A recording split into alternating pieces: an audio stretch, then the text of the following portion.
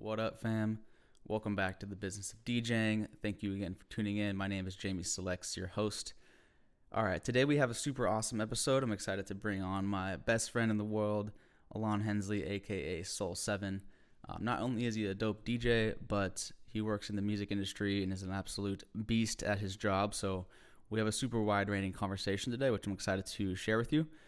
He has a master's in music business from the Berkeley College of Music, and we go back all the way to our days at Pacific, where we both graduated with bachelor's degrees in business with concentrations in arts and entertainment, which is basically music business.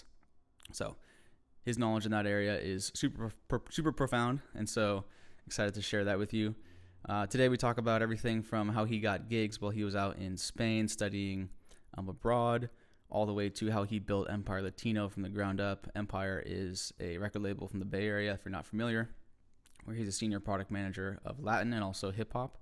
And then also he gives some tips to young artists who may be looking to get their first in with the label. And then also just for DJs out there, how you can maintain a professional image online and how you can help brand yourself. So super wide-ranging conversation. Thanks again to my boy Soul7 for coming on, and I'm excited to bring him to you right now. Let's go. Cool. What up? Welcome to another episode of the Business of DJing. It's your boy Jamie Selects, your host. Thank you for tuning in today. We have a very special guest, my brother, my best friend, Soul7, Alán Hensley. Thank you so much for coming on, bro. What's up, man? What's up? Cool. Well, we got a lot of stuff to talk about today. Super stoked. A couple of things that I want to talk about. We're going to talk about the early Getdown days, feeling stuck and taking a leap of faith, your experience at Berkeley College of Music, and then coming back, getting a real job that you don't really like, and then the transition over to working in the music industry at EMPIRE. And then anything else that comes up. So let's just flow. But thanks again for Let's rock it.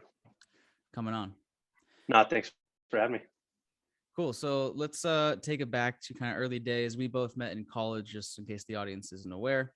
But why don't you talk about where you're first introduced to your love of music, and then potentially your first intro to DJing as well. Yeah, I mean, I think most human beings. We got a guest appearance here. I think most human beings probably have pretty early recollection of their love for music. I think my earliest one was definitely when I first moved to the United States.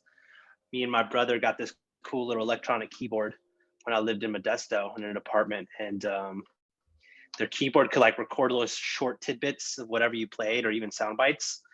And we would just rock out trying to make a song for my mom before she got home in our closet. That's probably my earliest memory of music in my life, that I was really into it. But I think when I really fell in love with it was probably in elementary school. I had a best friend who was super into music. You know, he introduced me to Linkin Park. He introduced me to Blink 182. And it was honestly through that best friend that I kind of fell in love with music as a whole, especially Linkin Park. You know, just because of that experience, they're now my favorite band. I do remember one particular time where it really clicked that I just had to know more about music. I went to I think it was third grade or second grade, maybe even fourth grade, can't even remember. But one of my best friends, she was having a birthday party. And we went to her birthday party at her dad's house in Sacramento. And her dad was super, for the lack of a better word, traditional straight edge kind of. And he worked in pop music. He was a vocal coach.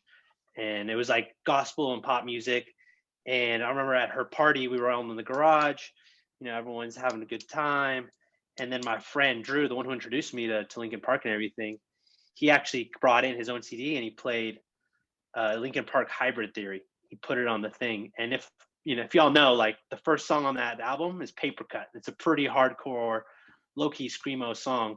And I heard that and it just instantly captivated me. And her dad came rushing in and turned it off. And he's like, yo, we don't listen to this. This is devil's music. And I just remember being like, what was that? I need to listen to that. That's probably the earliest I remember just really being captured by music. I have a good Linkin Park moment in the car with my dad as well. Okay, cool. So then you, how did you end up finding? So for the audience, we both went to University of Pacific together, studied music business, or arts and entertainment concentration at Pacific. Do you remember how you found that program and what made you want to go to Pacific to study music business? Yeah, I mean, I think then I wasn't sure if music business was exactly where I wanted to go. I know there was always an interest for me. Um, in high school, my parents got me a computer that had GarageBand, and so I was starting to already mess around with beats and stuff. And I knew that was a really cool place to look into. I also that was around the time MTV3 got launched, and so like then I didn't have cable TV, and all we did was terrestrial. And so like I got that channel at my parents' house, and I was really kind of interested. I'm like, holy shit, there's like a whole business behind music. I didn't even know this was a thing. And then the more I researched about music, and I learned that you can actually make a career of it. And University of the Pacific was one of the few schools on the West Coast that actually had a music business program. Like I wanted to work in business, and the fact that they had a music business program kind of made me lean towards there. It wasn't my top school, I'll be straight up. Actually, believe it or not, it was it was only one of two schools that accepted me. So Very honest for the pod here. yeah, very honest for the pod. And Humble beginnings.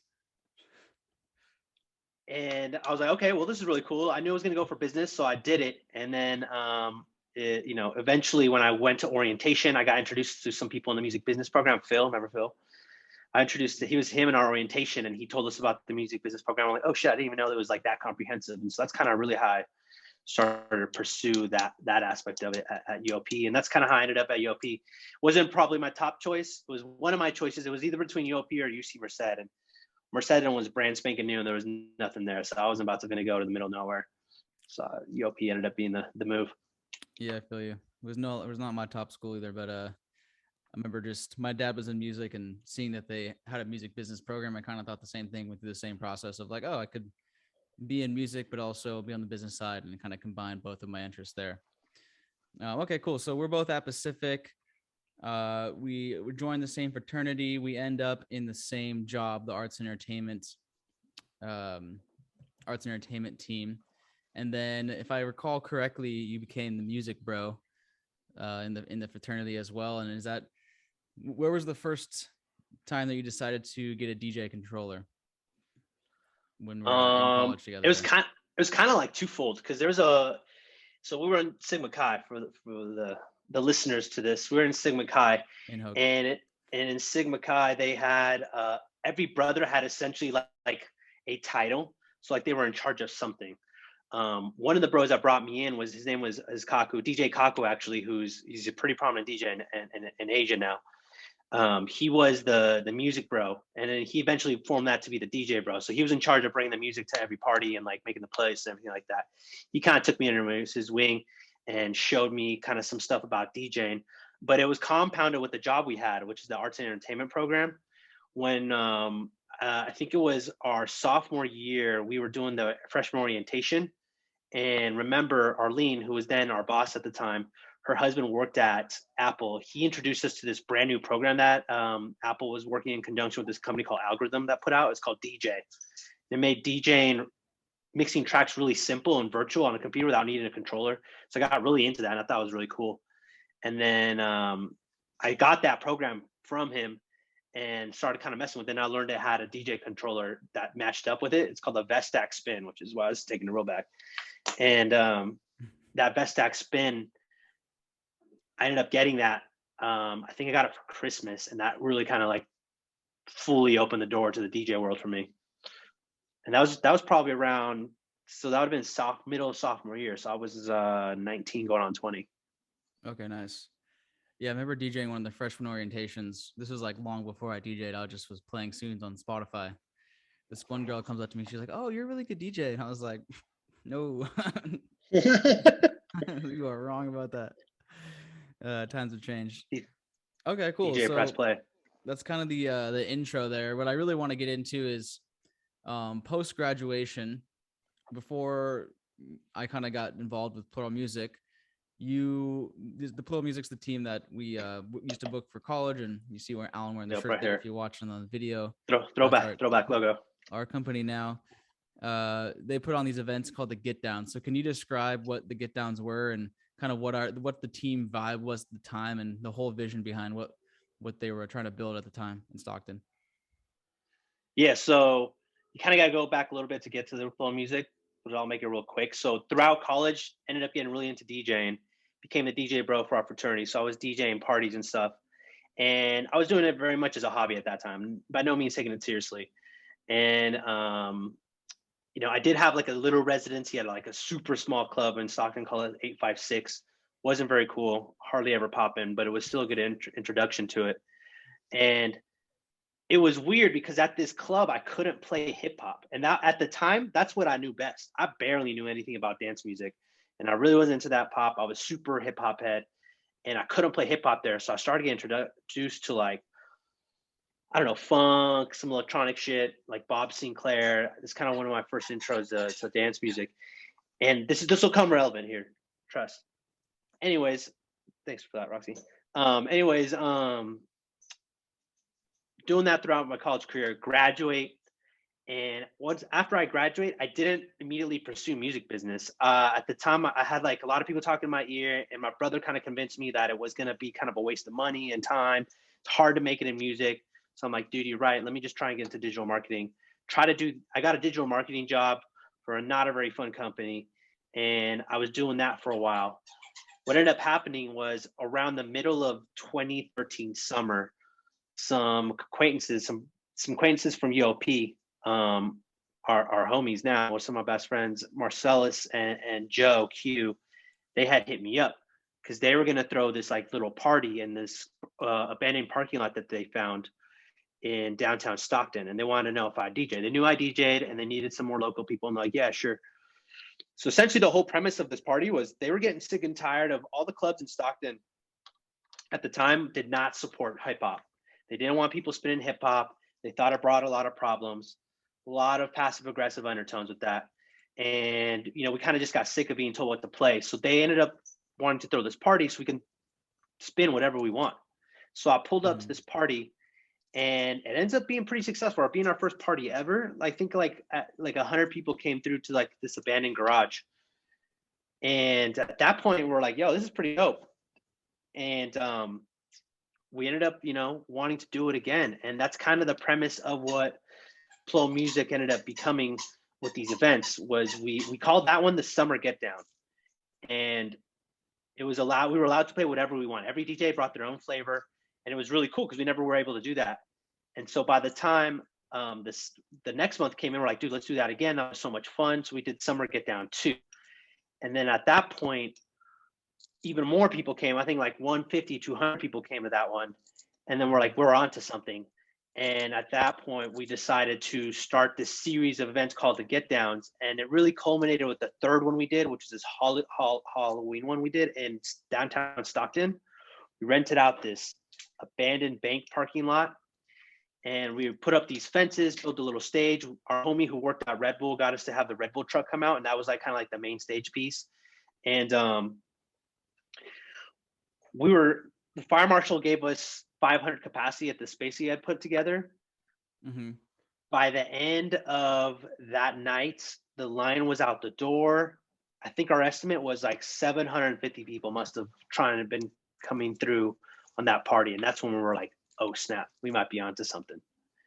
And at that point, we sat down, we rebranded everything, we packaged it up, and we created the Getdown, the logo and everything, and created this series where we were kind of made this concept of it's DJ based concert, but the DJs were bringing in live performers to perform with them. So it would be like a DJ and a drummer, DJ and a guitar player, DJ and a saxophone, DJ and a vocalist. It was kind of like that. And that's really kind of how it started. That following summer, the beginning of that year, we ended up doing a series at the EMPIRE Theater in Stockton where we had I would call it a residency. We had 3 events we did in a row for the Getdowns. And that really kind of spurred our event production chops, really. And I think it was probably, around the 4th one where we did in Santa Rosa, where you kind of came in. And since then, it kind of like our collective minds kind of like really blossomed this whole idea. Yeah, the Rose Town Getdown. Yeah, so let's touch on the branding part for a second and see what we can tease out for DJs trying to put on their own event. So can you go a little bit deeper into, okay, so we did the first event, it went pretty well. we did another event. Okay, we might be onto something. And then boom, we get to the groups from Getdown, have like 800 people there. Like, how did you wrap this all, especially being from the digital marketing side? I know you were pretty heavily involved in that. What was the marketing process like, and how did the meetings go in terms of like, okay, how are we going to package this event and how are we going to brand it, and like market it to people coming?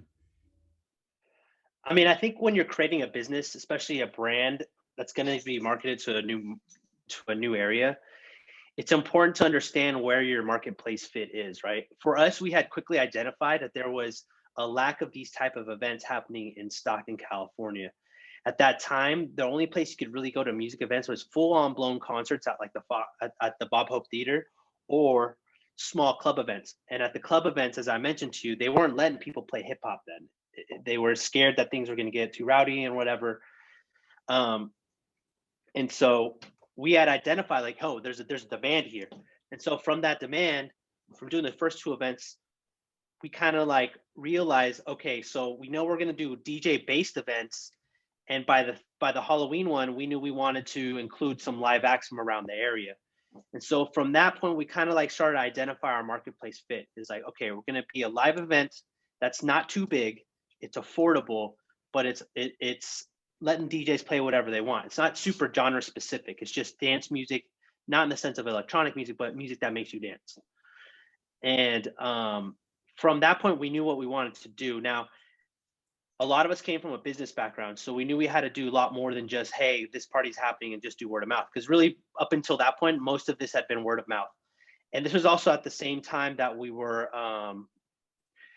about to get really into social media as a society. Like Instagram had just rolled out, Snapchat was just starting, Facebook was kind of the name of the game at the moment, and we knew we needed to start building the brand events? out. Yeah, Facebook events, for real. Those were the shit back in the day. And we quickly identified, okay, we need a brand that's recognizable. Well, we knew that the summer Getdowns had already had recognition because people started asking us, like, when are we gonna have the next one? So we knew the Getdown name was something we want to roll with. And then, I mean, we also paired up with this local digital marketing agency called Frankenmuffin that also helped us kind of like get our brand identity whittled down. And we also created a brand page. So created an Instagram for the company, and we created a Facebook for the company and started sharing content on there that helped people understand what is the Getdowns. So first thing we did was we identified our market fit. The second thing is we identified the tools we needed to create to start putting out the marketing. And then we also needed to identify what is the brand in terms of like, what is the about me of the brand. So we talked about it being like DJ based concerts where all genres are welcome and people are able to come and dance for a very competitive and like very inexpensive fee, entrance fee. And so that really became our brand, and we came up with the Getdowns name. Now, when we started marketing the third event that really kind of took it to the next level. Up until then, we were just doing posts on our social media, just getting the word of mouth out, making a Facebook event. That was the first time we tried doing paid media. So then paid media wasn't really built out yet on Facebook. They hadn't got into like super analytical targeting anything. But what did was YouTube. So what really crushed it for us was we did a YouTube campaign. We had created like this really fun trailer with some of our homies from college. That was the third event we did was a Halloween event. So we called it the Gruesome Getdown, and we created this like kind of like scary type trailer. And we had our friends doing that, and we used that as like the content piece to push the narrative of this event, of what it was going to be, what it was going to look like.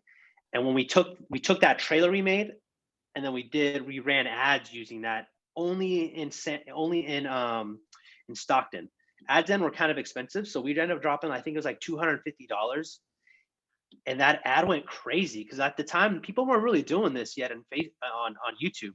That ad went crazy, and it actually kind of got out of hand. That's actually how the Groups of Getdown party got out of hand. That YouTube ad got served to like everybody, because Stockton's not very big, so if you serve $250 worth in like a week of YouTube ads to Stockton, it's likely going to be served to a lot of different people, and we were able to hit the right people. And that's kind of how the word got out, was that paid ad media that we did and an investment in the trailer for the event. And that's really how that made that last event popping, you know? Right. I remember we were doing the videos. We even did that for the group, some Getdown. One thing we had, I just wanted to bring up for the audience in terms of how those things worked really well, is we had the street team. So we had a bunch of people Oh, I forgot whose about that. job it Yeah. was basically to go uh, sell tickets on our behalf, and then we would give them. I don't know. I forget what the amount was, but if this ticket was $10, we give them $3 of the ticket, and then we would keep 7. So basically, it's like almost like influencer marketing in person is how it worked out. For real, yeah, that's right. Because I remember our boy Raj was one of our best sellers.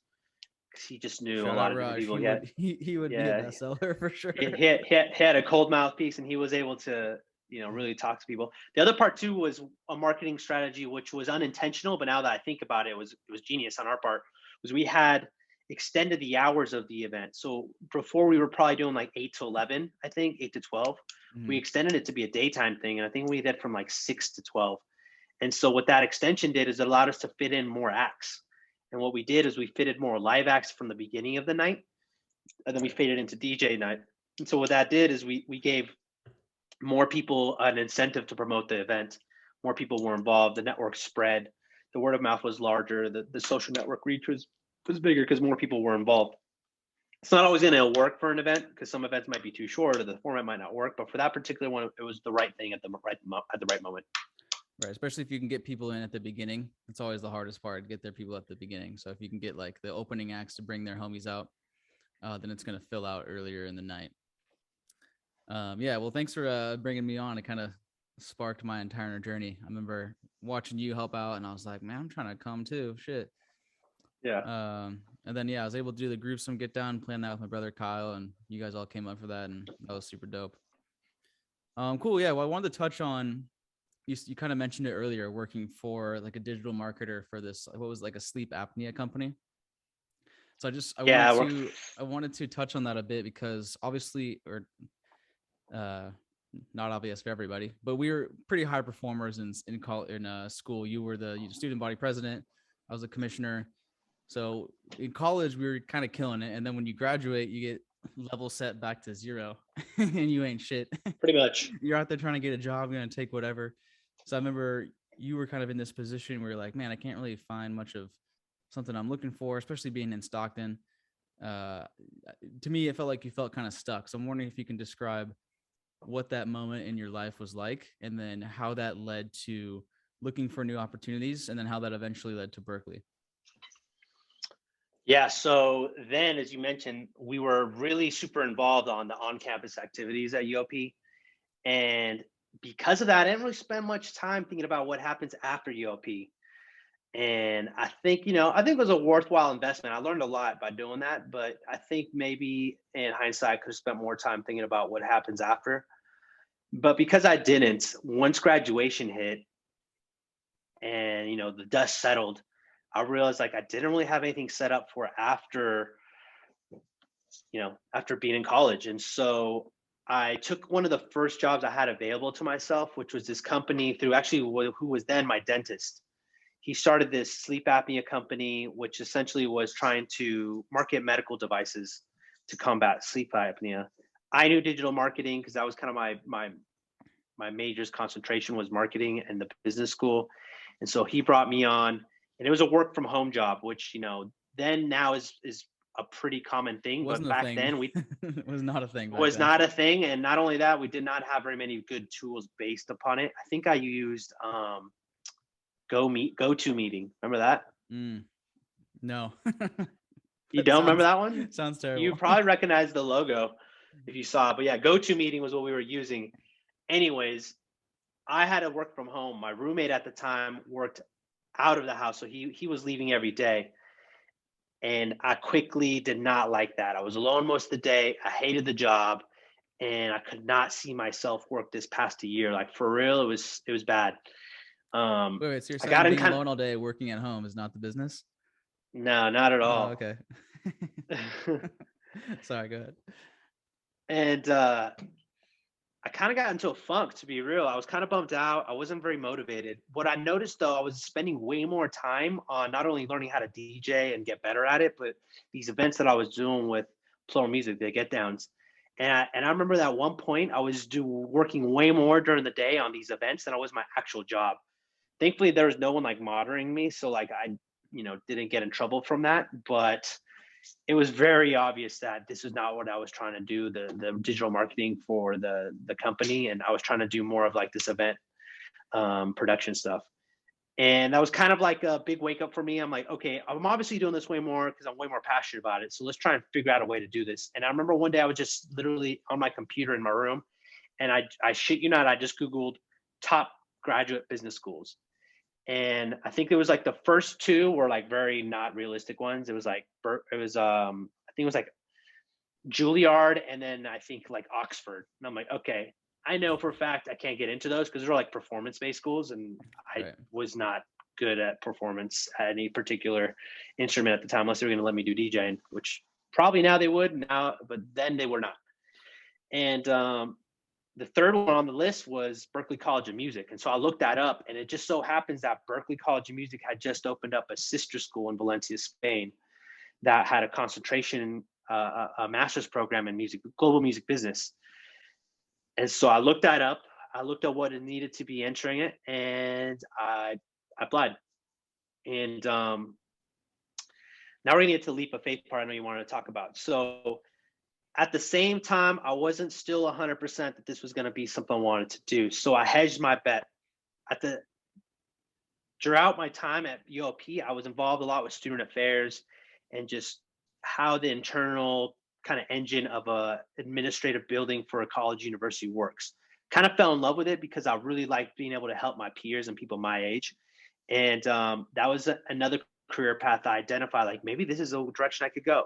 So while I applied to Berkeley College of Music, I also applied to the student affairs program, the graduate program at UOP.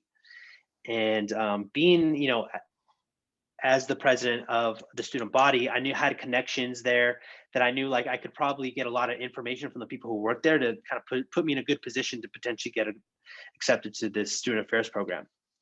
So I ended up getting accepted to the student affairs program, and I get that notification way before I even hear back from Berkeley. I think the student affairs program told me like the middle of May, but Berkeley wasn't supposed to get me back to like the beginning of June. So I get the offer letter from University Specific Student Affairs Graduate Program, and on there it says I have to reply by May 30th. I'm not supposed to hear back from Berkeley College of Music to like I think it's like June 6th or something like that. So I was sitting in my room on my computer looking at this offer letter and being like, shit, I kind of want to do this, but I really want to do this music business stuff way more. And it was literally a moment of truth. I was a big leap of faith moment because I was sitting there and I'm like, if I accept this, I have to pay like a fat deposit in. And like, if I don't go to school, I end up like losing that money. Mind you, we're fresh out college. We ain't really, I ain't really got it like that at the moment.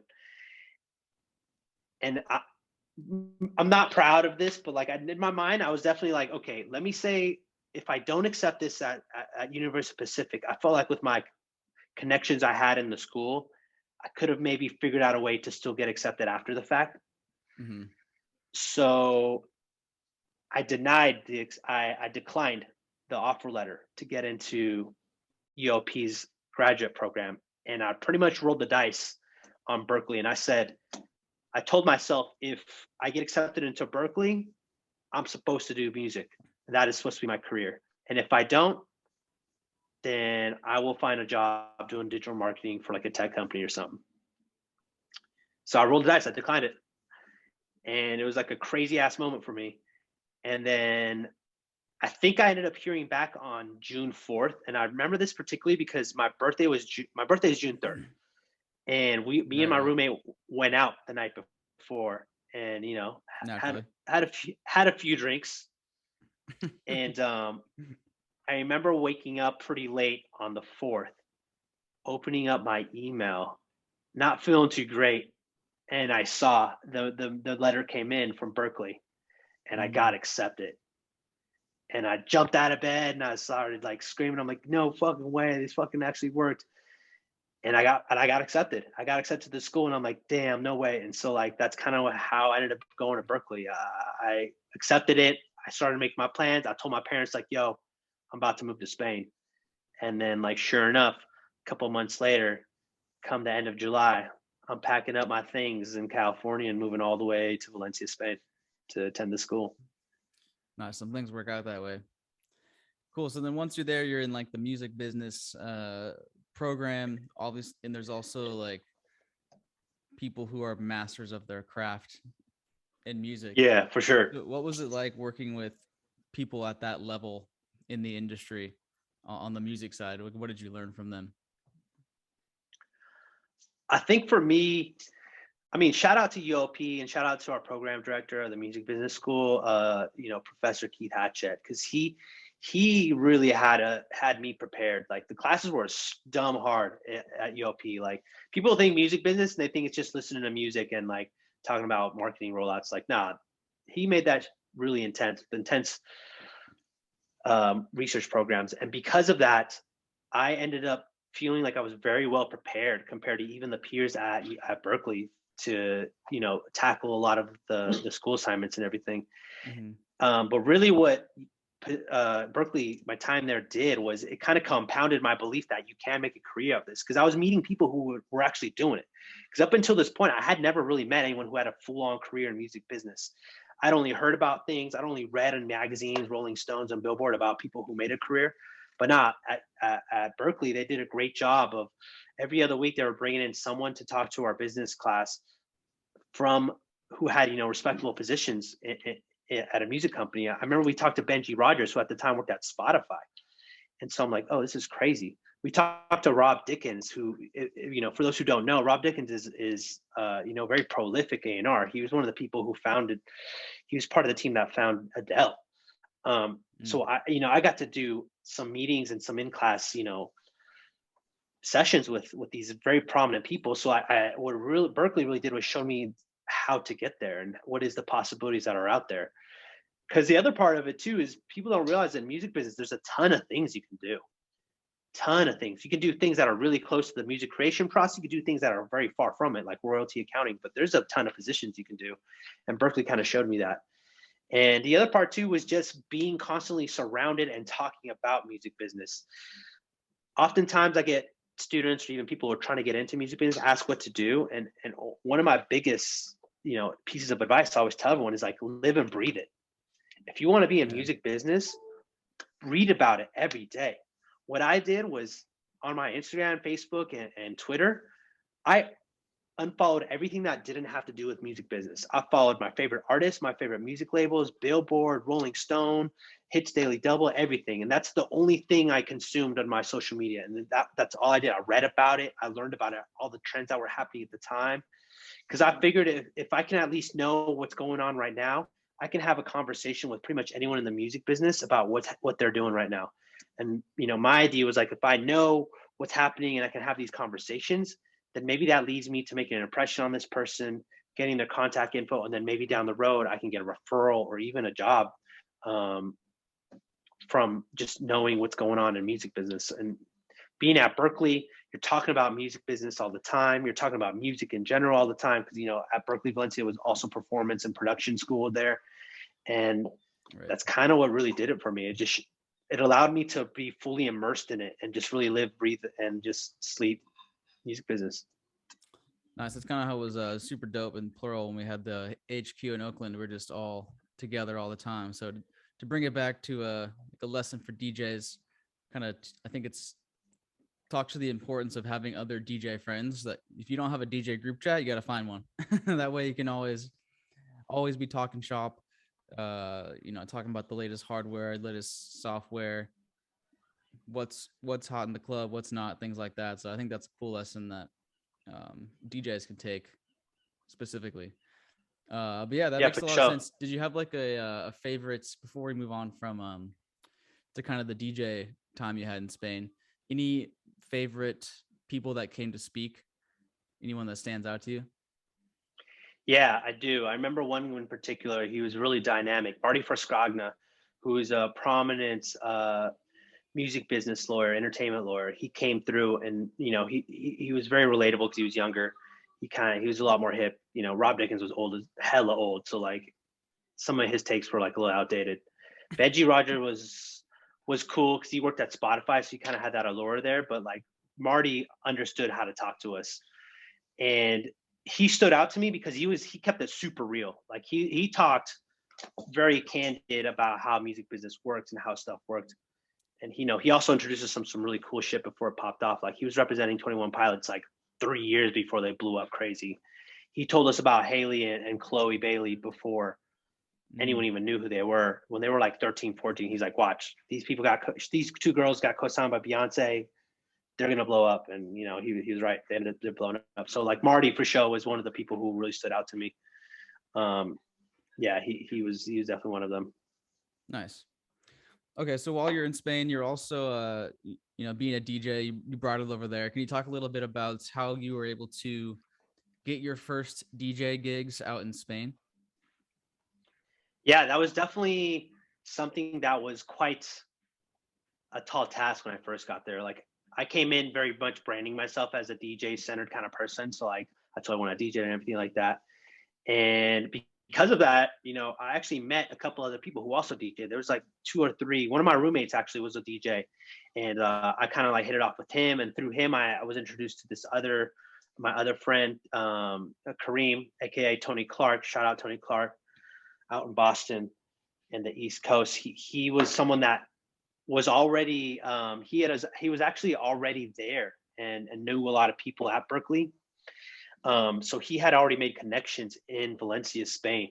And so through my friendship, through my roommate Ian and then Tony, we ended up getting connected to one of the promoters who was pretty prominent. His name was JC. He was the head of this really popular.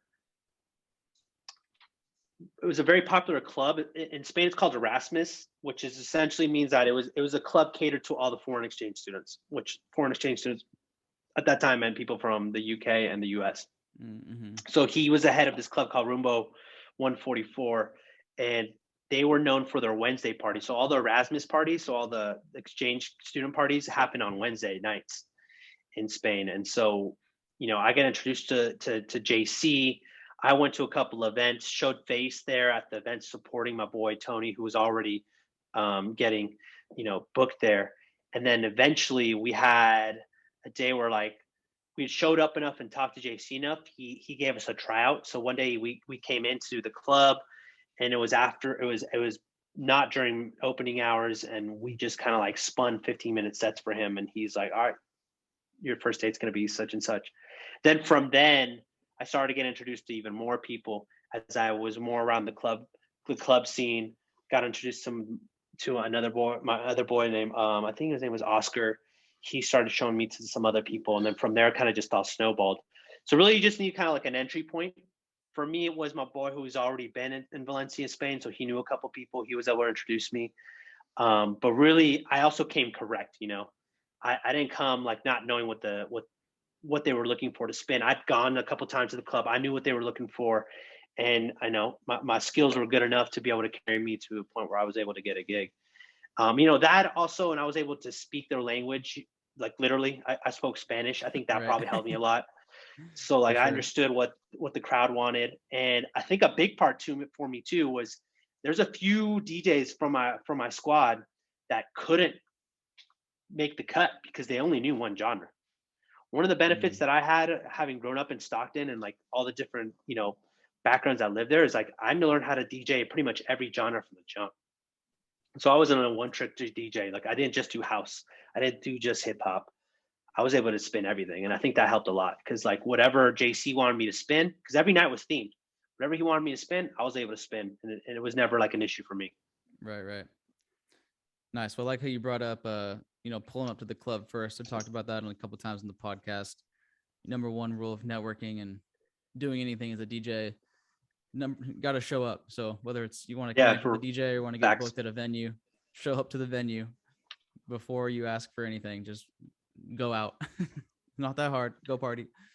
But nice. That's cool. So also in Spain, we went on a trip to Ibiza. How did we got connected with that through Joe, right? What was the play there?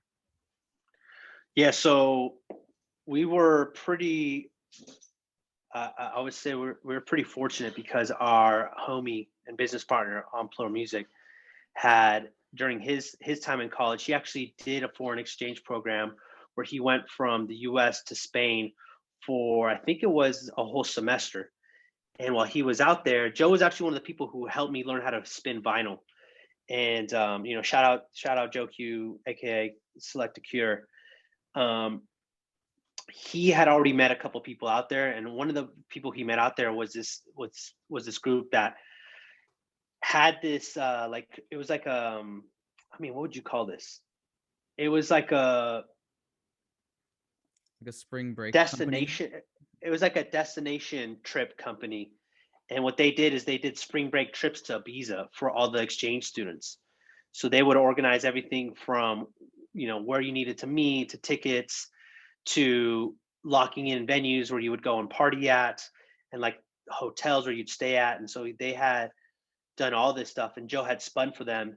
And if you guys don't know Kier, he's an excellent DJ. So like he quickly impressed them. And so when Joe came back and he knew I was going over there, he had connected me with these people. And him knowing that he had confidence in my DJ, but he introduced me to them and I connected with them and they were like, yo, we need a DJ to come for our trip. Someone that can actually know what the Americans want to spin. And I'm like, yo, I'm your guy. And they ended up booking me for this trip. And so I ended up being able to go to this Ibiza trip where I was kind of like the resident DJ for this traveling company. And I was able to spin at these different locations that we were at. And it worked out really well. I mean, through that, I got a lot of connections in that. And that's how we ended up getting connected to this group, which, if you fast forward a little bit, we ended up coming back to Spain and did a whole tour with them in Ibiza. Nice. Yeah, that was super fun. We turned into like a little family. I also just remember going to like driving in this van to like through the cuts of Ibiza to like this rich dude's house. All like the celebrities go to party and there's this guy just has this crazy sound system set up in there that's like off market. And I was like, that's crazy. Nice. Well, yeah, make connections. I think that's the whole point there is no matter where you go, always make friends, introduce your friends to those friends, and then good things happen. And you also got to ask too, because like, had I not asked, I might have never got the opportunity. Because closed mouths don't get fed. So you got to ask. You got to be willing to swallow your pride and not be too proud to ask for either a connection or a favor or just even tips. Right, for sure. All right. Cool. Well, I want to change gears a bit, and I'm trying to lead for those not watching on YouTube. We got Alan's dog. My dog trying to play fetch. Here, hold up. Give me a second here. Let her come out here. Cool. Yeah. So post Berkeley, I think you had a bit of a situation similar to post regular college, where like you're like, all right, I graduated with this music business degree. Now I got to get a job in music, but then it was a little bit more difficult. So can you describe the first couple of jobs that you had to take post college and what that felt like? Especially post spending all this money and energy, getting this degree in music, and then, what took place after that? Yeah, I came back from Spain, and like when you're gone from the U.S., especially when you come back and live in the Bay Area, which I always say it's akin to living in the future. You've been out the game for a minute. Even 6 months in the Bay Area, things move rapidly. So when I came back, I didn't know nobody. Hella companies already sprung up. I didn't know what I was gonna do, and I was very stubborn. I didn't want to move down to LA. I knew LA is the mecca of music business. I didn't want to go down there. Throughout my life, I didn't have the greatest experiences down there, so I'm not really trying to do all that. I wanted to live in the Bay Area, and then we had just opened up the studio in Oakland for Plo Music, so I knew I really wanted to be adjacent to that, or at least close. And it was tough. I remember the first 3 months, I think I was, riding the couch at the studio and just trying to figure out a job or trying to make the DJ thing happen as a full-time thing. I couldn't do it. It might have been a couple of different factors. I didn't have many resources financially to make it work for me to be able to like try and really pursue the DJ thing. It was also difficult because I didn't have very much support from my family at the time. they didn't really believe that this angle of music business still was very viable, despite me having just gone to Spain to do it. They still weren't 100% confident about it. And it was just tough in the Bay Area. The scene is not exponentially big like it is in LA, where you can just, throw a rock and you hit someone who works in business. It's the Bay, you really got to seek it. And so I was having a hard time. Tried doing it for a couple months, and eventually, the bills came knocking. I had to pay some bills, specifically student loans. So at that point, I had to swallow my pride. And you had been working at Square for a while there now, and you told me like it's a good opportunity, it pays well, and it could lead to something bigger. So I applied, and actually before that, I actually tried to work at Apple retail, and I tried doing that's that. What I was trying to bring up. Yeah, I went for it because at that point I got desperate. I needed to pay bills. Like these student loan, Sally Mae was starting to knock me like, "Yo, this shit is due. Like it's time to pay the toll." And so I tried to do a month of working at Apple retail. That month ended up falling of the training ended up falling at the same time we had the Ibiza tour back in Spain. So I remember when we went, I had just applied right before we left. We went to the Ibiza tour, and I ended up getting the offer letter to work at Square. Oh, that's right. At Yeah. the customer service while we're in Ibiza. So we're not in Ibiza, while we were actually in Valencia. And that was sick because I like locked that in. And I was like, yeah, buddy, we're out of here now. And so like it was cool because I knew I had a job when I came back. So yeah, I ended up working at Square customer service with you. And it sucked. That job was terrible. I did not like that job. I mean, from a functional day-to-day thing, it wasn't great. Had good benefits. They fed us. The pay wasn't bad. Opportunity was also good, but I had to swallow my pride. I had to get my chips up in order to do what I really wanted to do. So that's kind of what I did. I swallowed it. I by day worked at Square, by night worked on the company and the DJ thing. Cool. And then what led to the job at Empire? So what led to the job at Empire was the fact that I continued to stay active in music. So even though I didn't work on the daily about it, we were running our events company. We were trying to do events, club gigs, and all that. We were still DJing very actively then. And it kind of kept my chops up. Still reading about music business every day. I told people at Square we try to do music stuff, invited them out to. And I kept in contact with my program director at Berkeley College of Music in Valencia, Spain. And so he saw that, on social media, you portray what you want people to see. So the only thing I was portraying on my socials was us DJing and doing stuff for Flow Music. I wasn't showing me grinding it out at Square and customer service. Calls. So, my program director saw I was still active. One day he was doing a field trip where he was bringing students from the Valencia program in Spain to the West Coast to talk to people who are in music business or tech companies. And he hit me up one day on Facebook Messenger, and he's like, "Yo, I'm coming out here to Oakland. There's like this little meetup at what's called the Zoo Lab here in Oakland. It's like the studio. I don't even know if it's still open." And he's like, "Yo, there's someone I want you to meet. I know you've been looking for a job out here in music business. Meet up with them, and you can connect and just, have another connection out there." So I'm like, "All right, bet." So I pulled up to this event, not knowing what to expect. I get introduced to this guy named Joey, who ends up being the attorney for Empire. So Empire at the time was a very small independent distributor, and there's not much known around Empire because they're pretty early, pretty mysterious. And my program director introduces me to Joey, this lawyer, and he starts talking to me about this position out of nowhere. Like he's pitching me a job. And I'm like, "Wait, what?" And at the end of the conversation, he's like, "So does that sound like something you'd be interested in?" And I'm like, "Whoa, that's crazy. Yeah, I guess." He's like, "Yeah, send me your resume." And I remember it was pretty wild. I don't know if you remember this, but I remember I called y'all and I left like a voice message, I think on iMessage. I'm like, "Yo, this dude just offered me like a job." And I did not expect that. I'm like, "This is crazy." And I messaged the group chat about that, and I was like, "This is crazy." And I think you guys might have brushed it off because it was like one of those things like, "Oh yeah, bro, sure you did." So I sent them in my resume, and lo and behold, a month later, I get a call from the CEO of Empire's assistant telling me he wants to do a call with me in a meeting. And I'm like, yo, whoa, this is crazy, no way. And I'm at work, like trying not to be suspicious of me taking a call for another job while I'm out on the job. And I'm like, What's your adherence? yeah, exactly. And I take the interview, and I do it a day where I can actually make it work. And I go take the interview. It's real mysterious. They start asking me about things that I'm doing. And now here's the crutch part where I think is really important for people to understand, who are trying to get into the music business that don't necessarily work there every day. While I was working at Square, remember I was telling you we were doing everything we were doing at Plural Music. We were trying to run the studio. We were trying to do our own events. We started to start our own little boutique label. All of those things, even though we weren't doing that at a high professional level, I was gaining experience on how this works.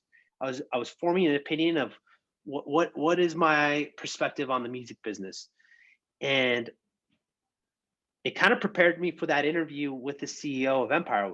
His name is Ghazi, for those who are unfamiliar. And when I was in that interview, he started asking me questions about what I do with the company, and I told him about this. And I'm pretty sure this is where I got the job, was this. He asked me about what do I think of record labels and current deals. And I told him, we had learned at UOP and at Berkeley about 360 deals, and I never thought that was fair. It never made sense to me. So I talked to him like, yo, these deals are crazy. I think they take too much. It makes no sense to me that an artist should make less for their art than the label who's actually working it. They didn't even make it. And then I told them about what we were doing at Plural, because remember we had done those deals where we were doing 50-50 share on everything, whether it be streaming revenue and copyright ownership. And I told him about the deals we were doing at Plum Music. And I think really that part really kind of like captured him, because that's exactly what Empire was pioneering at the time. Mm-hmm. They were doing non-exclusive distribution deals and label services deals that they were never taking more than 50% on any deals they were doing with artists. And so when I told him that, I think like he realized like, oh, that aligns exactly what we're doing. He gets it. He understands the spirit of what we're trying to do here. And I'm pretty sure that obviously with my Berkeley degree and my UOP degree, he felt confident enough to offer me the job. So like a month and a half later, I get a call.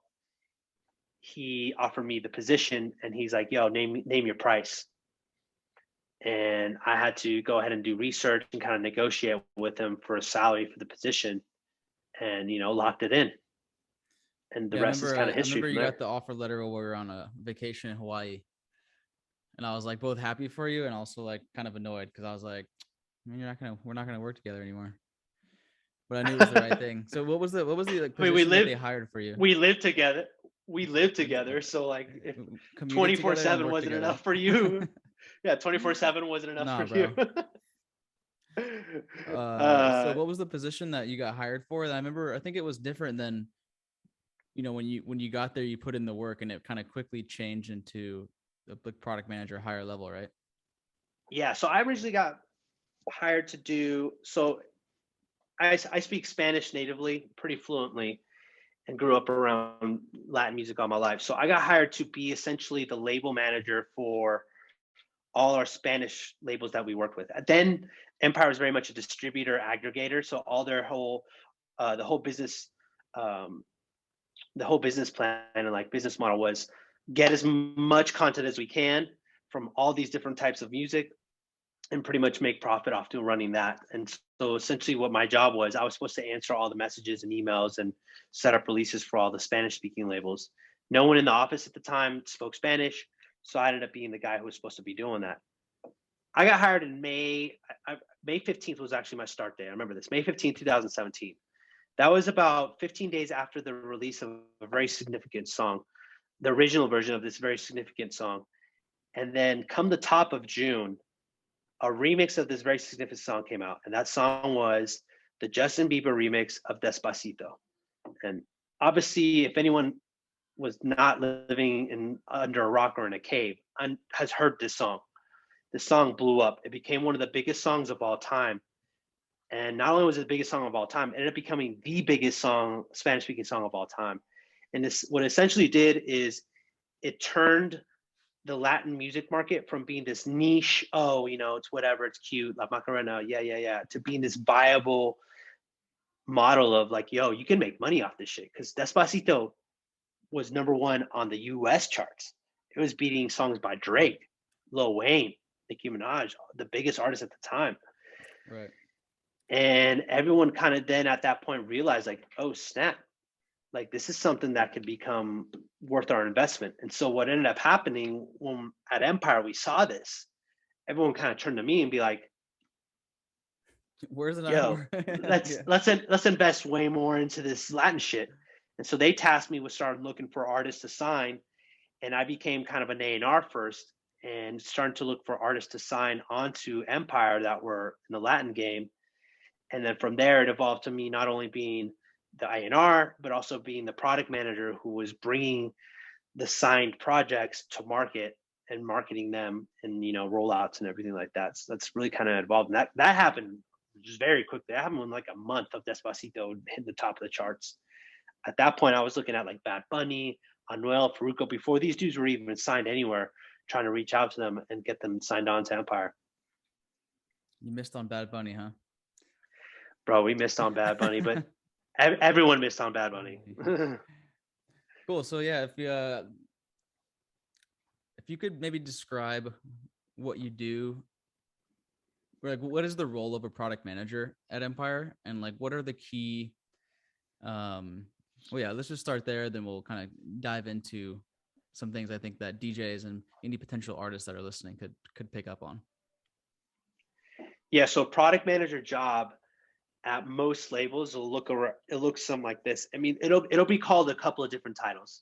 The titles aren't that different, but a product manager at Empire essentially takes the finished product from the studio of the music and brings it to the marketplace in the most successful way possible. So my job is to essentially be the quarterback of all the different people and like entities that need to touch the music in order to get it to iTunes and Apple Music and Spotify in a successful way.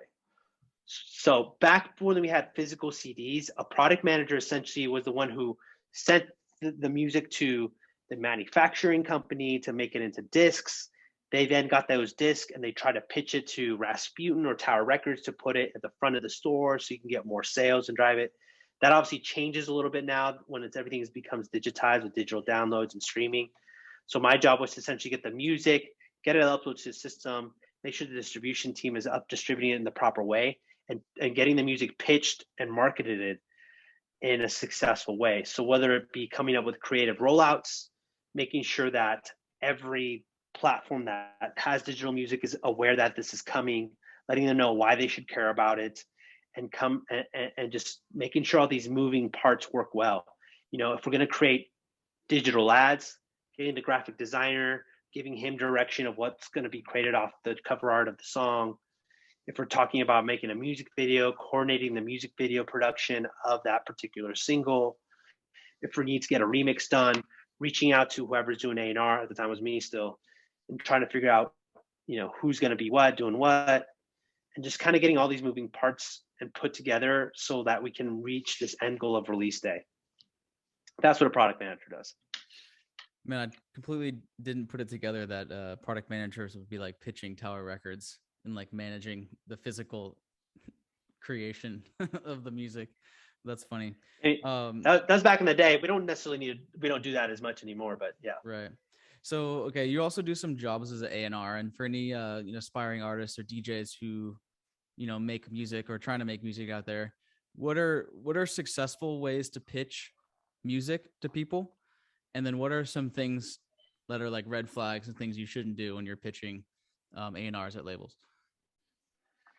Yeah, so definitely, I think it's easier to start with the things not to do, for me at least.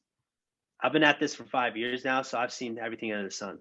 The worst thing you can do is this is the second one. The second worst thing you can do is send me a DM with only the link to your YouTube video, no context. That doesn't do anything. That doesn't tell me anything who you are, what you're doing, why I should care about this particular project.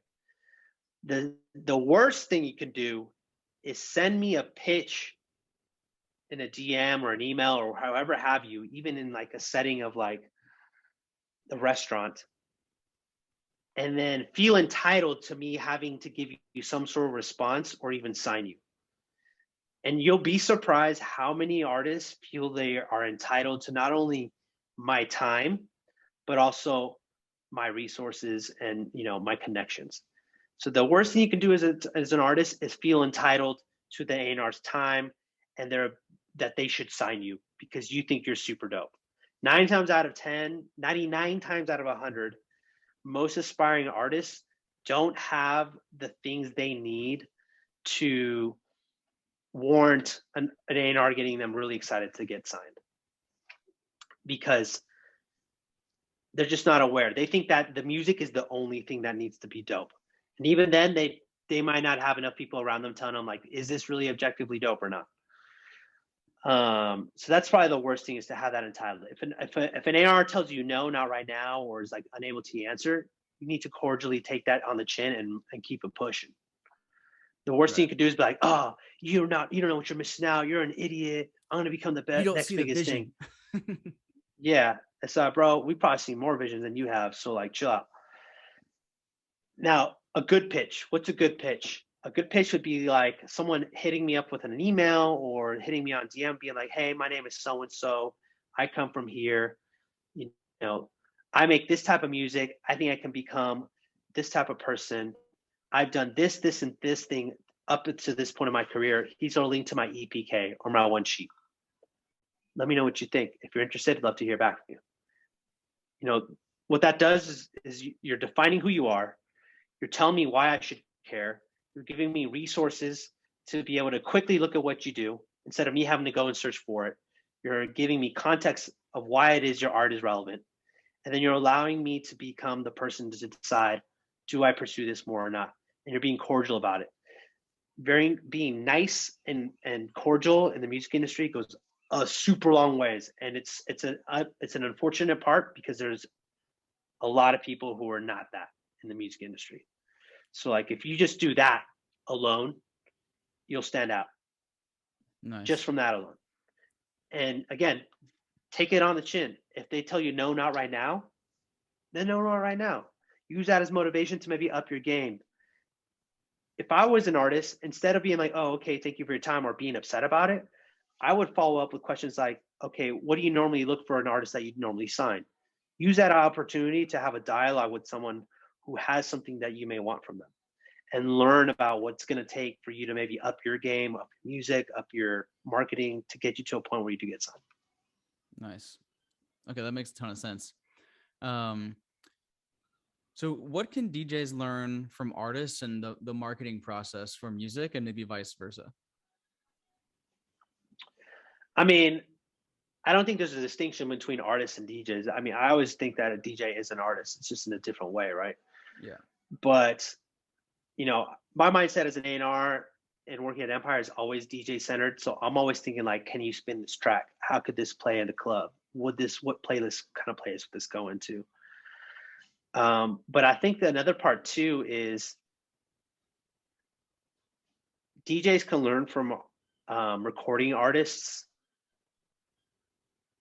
more about, like, what is the message or what is the feeling behind a song. I think as a DJ, I probably sometimes write off some music too quickly because I'm listening to it in my headphones and only thinking of, like, how could I quickly spin this in the club or something like that.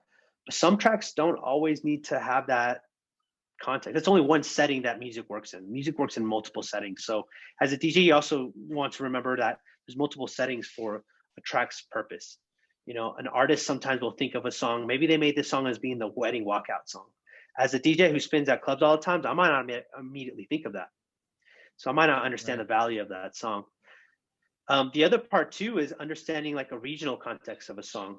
If I'm a DJ from New York and I get pitched someone like Nef the Pharaoh, I may not understand that from the jump because I don't understand where Nef the Pharaoh comes from. I'm New York. If I play something from Nef, it might not respond there. But go to a Bay Area club, go to Oakland, playing at Somar, and you play Nef the Pharaoh. That's just going to have the whole club lit. So understanding context of where the music's coming from is also important. And to do that, you need to understand who the artist is and what their significance is of where they're from.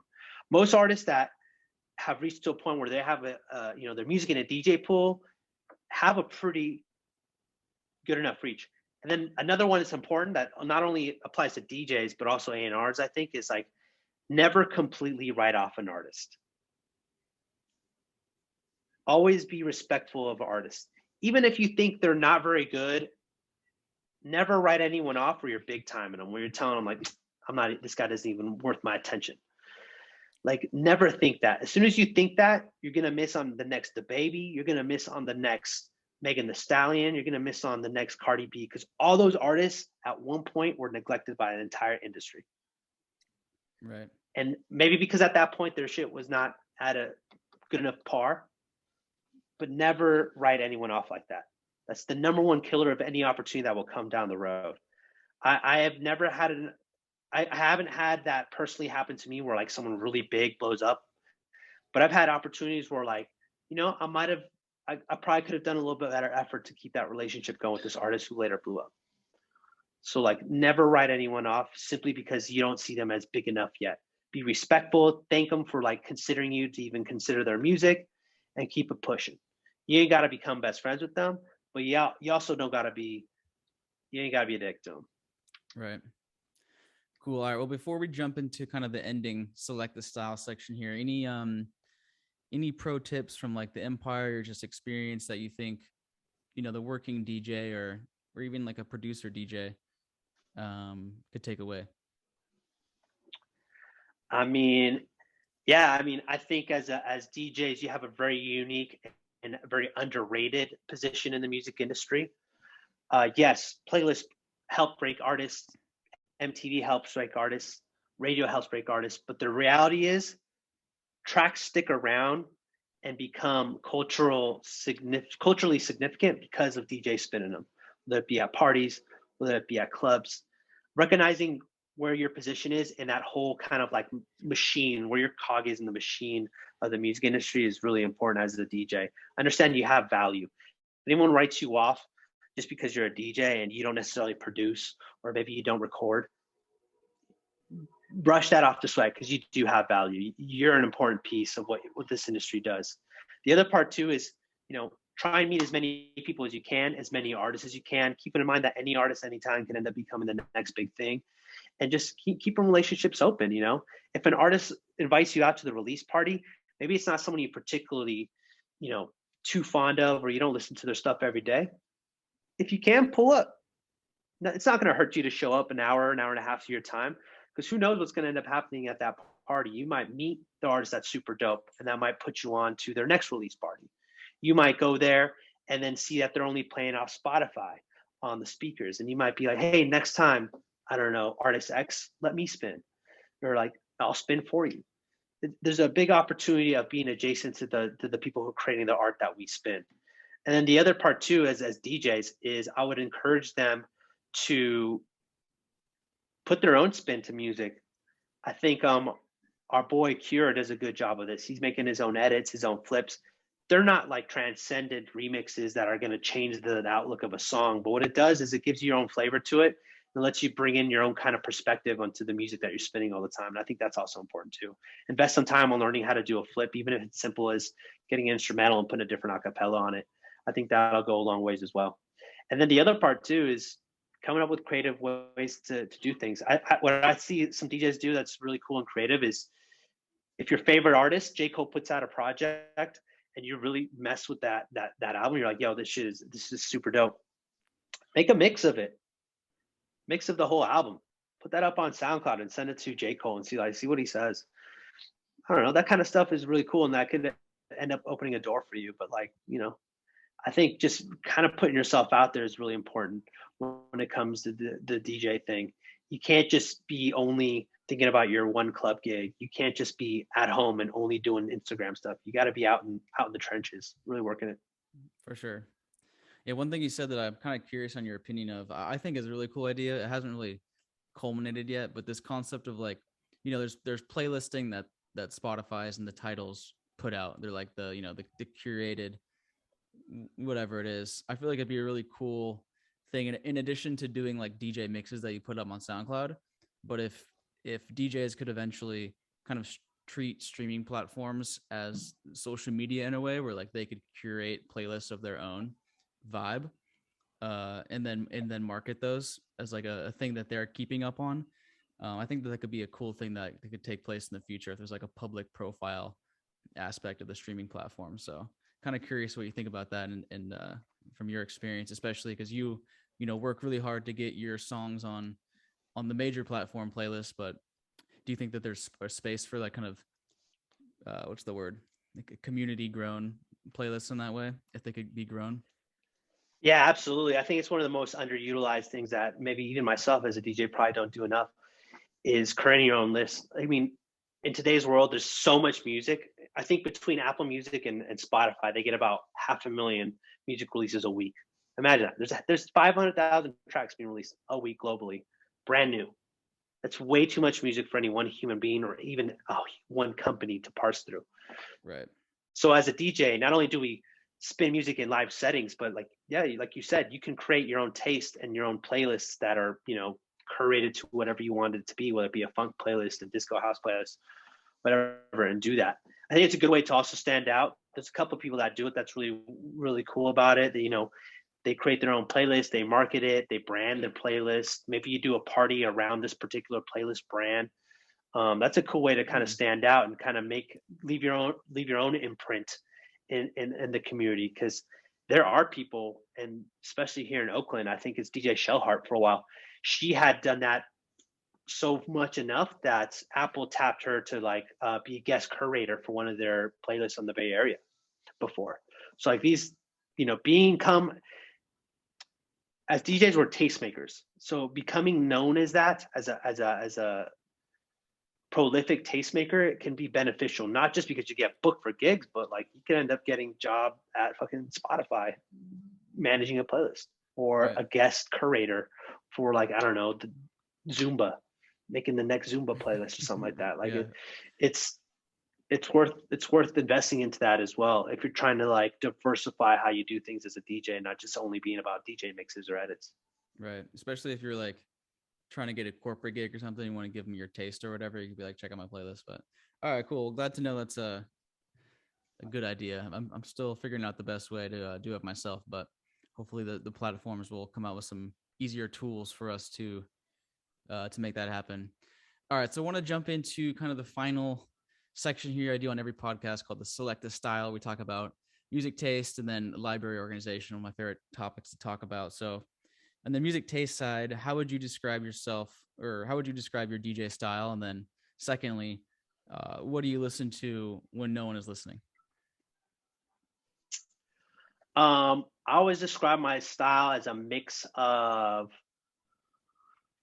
now it's probably a mix of house, Latin, and hip hop, which to a lot of people may not make sense, but when you listen to it, it does make sense because a lot of these beats kind of work together. I'm definitely a person who does a lot of extreme tempo changes. I tend to do that a lot. I'll go from 125 to 135 down to 70 to even 86 or something like that. Pretty easy. I try and find very creative ways to do those tempo changes to make people go, like aha moments.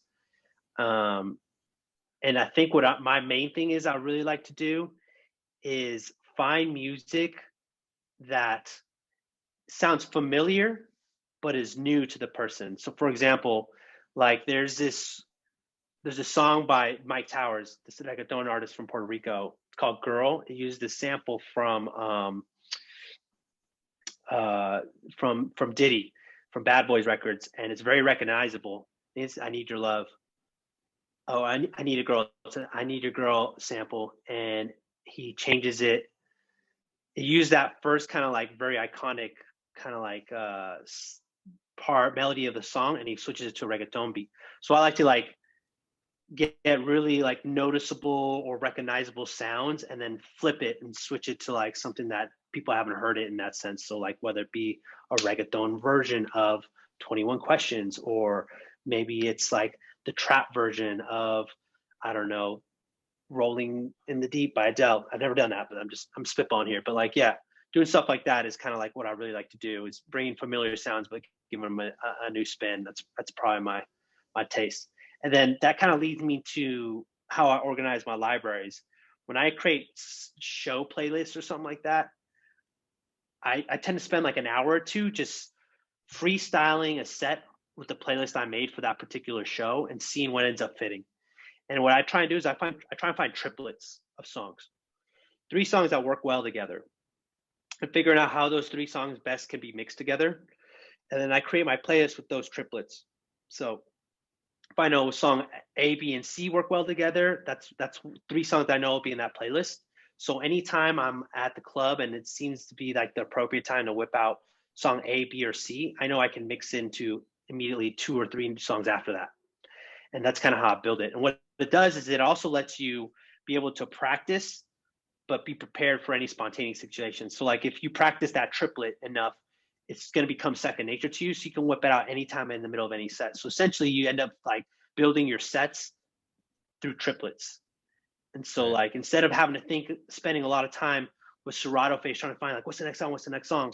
You already know at least the next 2 songs after that one song that has a triplet attached to it. So you can already get into that vibe. That's kind of how I build my playlist. And then I build everything by vibes. I don't do the BPM stuff at all, really at all. Everything is vibes. So like I have playlists called like funk vibes or funk house. I have ones that are like fun house for kids. I have stuff that it's like, I don't know, like. Want to give some context to that? Why you have a fun house? Oh yeah. Kids? Oh, fun house for kids. I had to like DJ this like kid music festival in Spain. So I had to like make sure I get it. Friendly, all the kid vibes, parent friendly music. Yeah. Like I had like remixes of like under the sea type shit. And then I do like, I don't know, like I'll name things after clubs because I know clubs have specific vibes. I'll be like Hawthorne opener, or I'll do like opener hip hop heavy or opener Latin heavy, stuff like that. That's kind of how I organize my library. So in my place, you'll see a medley of different genres, genres and BPMs, unless it's a genre specific playlist, then you tend to see a lot of the same BPMs. But yeah, I do everything by vibes, which I know doesn't work for everyone because some people like to be a little bit more technical and like go like, I need something at 108 to 110 right now. I don't really operate that way. I go by vibes and by sound. Yeah, I feel you. I do some like location. I have an SF and then SD, and then in there like the VARs I play, then like the specific dates they'll be playing. That's where I'll just dump all my new stuff that I want to like rinse out, and then I can always go back to have like those venues playlists, and then I kind of have like a generic bar, like hip hop, house, whatever vibe. So that's kind of the vibe I've been doing right now, but I'm always trying to change and update based on what I talk to people about. Cool, man. Well, thank you again so much for coming on. Soul7 here again, once again on the business of DJing. Where can people find you? Where should they follow you? What are you working on that you want to let people know about? Yeah, I mean, you guys can find me on all social media. It's Soul7 Beats, pretty much on everywhere but SoundCloud. It's the Soul7 Music. The SoundCloud strikes took down my Soul7 Beats channel, but you can find my music on SoundCloud. I'm on Mixcloud. I'm on YouTube. I'm on Audius. Definitely check out Audius. I put exclusive shit on Audius all the time. And if you really want to know what's coming up for me, I'm working on a new mixtape. Going to be kind of like Latin house centered. Got really inspired on a trip to Puerto Rico. So that'll be coming within the next month. Ready for, the summer to come through. And then, last but not least, I'm working on a SoundCloud curator page. It's actually going to have a handful of playlists that people can go in and tap in. It's going to be called Crate Gems. So if you want to get an early taste of it, you can find it on SoundCloud. It's called Crate Gems. So CRATE, then Gems, and check that out. You can get a little taste of what I like. Cool. Yeah, we'll throw it in the show notes as well. All right, bro. Well, thank you so much for coming on. Love you. And we'll chat again soon.